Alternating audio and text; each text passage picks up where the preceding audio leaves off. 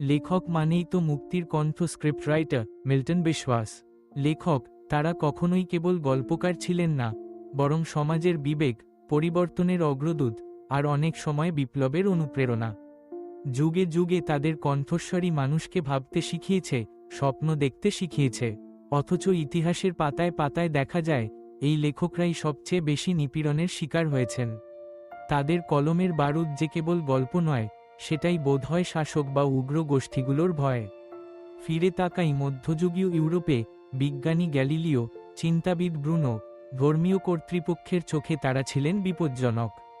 তাদের চিন্তা, তাদের যুক্তি, সব যেন এক অজানা বিপদের পূর্বাভাস। গ্যালিলিওর দুর্বীক্ষণ কিংবা ব্রুনোর দর্শন, সবই গৃহবন্দী কিংবা মৃত্যুদণ্ডের আদেশ টেনে এনেছিল। ভারতবর্ষে বঙ্কিমচন্দ্র, নজরুল, রবীন্দ্রনাথ, ব্রিটিশ রাজের চোখে তাদের কবিতা, উপন্যাস, গান ছিল বিপ্লবের ইন্ধন। তাদের লেখার পাতায় পাতায় যে আশার আলো, সেটাই তো শাসকের অন্ধকারকে ভয় পাইয়ে দিত। 20 শতকে এসে চিত্রটা আরও নাটকীয় হয়ে ওঠে। সোভিয়েত রাশিয়ায় লেখক সলঝেনিৎসিনকে জেলে পাঠানো হয়। তার লেখা শুধু নিষিদ্ধই নয়, তার জীবনও পরিণত হয় বন্দি শিবিরে। চীনের সাংস্কৃতিক বিপ্লবে লেখকেরা হয়েছিলেন সন্দেহের পাত্র, তাদের বই পুড়িয়ে দেওয়া হয় জনসভায়। আমাদের দেশেও এমন ইতিহাস কম নেই। মুক্তিযুদ্ধের সময়ও পড়ে বহু কবি, সাংবাদিক, লেখক হুমকি পেয়েছেন, হামলার শিকার হয়েছেন, কারাবন্দী থেকেছেন। তাদের জীবন যেন সিনেমার অ্যাকশন দৃশ্য, কখনো সাহস, কখনো শঙ্কা, কখনো আশার আলো। আধুনিক বাংলাদেশেও ছবিটা খুব একটা বদলায়নি। ব্লগার, কবি, প্রকাশক কেউই নিরাপদ নন। শুধু একটা কবিতা, একটা ব্লগ পোস্ট বা সত্যভিত্তিক একটি প্রবন্ধের জন্য আজ হুমকি, মামলা, এমনকি মৃত্যুর ছায়া নেমে আসে। মিছিলে, সংবাদপত্রে, সামাজিক মাধ্যমে লেখকদের জন্য টেনশন যেন চিরস্থায়ী। তাদের সাহসী কণ্ঠকে দমাতে বারবার উঠে আসে প্রতিক্রিয়াশীল শক্তি, কখনো ধর্মীয় উগ্রতায়, কখনো রাজনৈতিক নিপীড়নে, কখনো সামাজিক বয়কট আর অনলাইনের সাইবার বুলিংয়ে। বিশ্বজুড়ে এ সংকট আরও ঘনীভূত।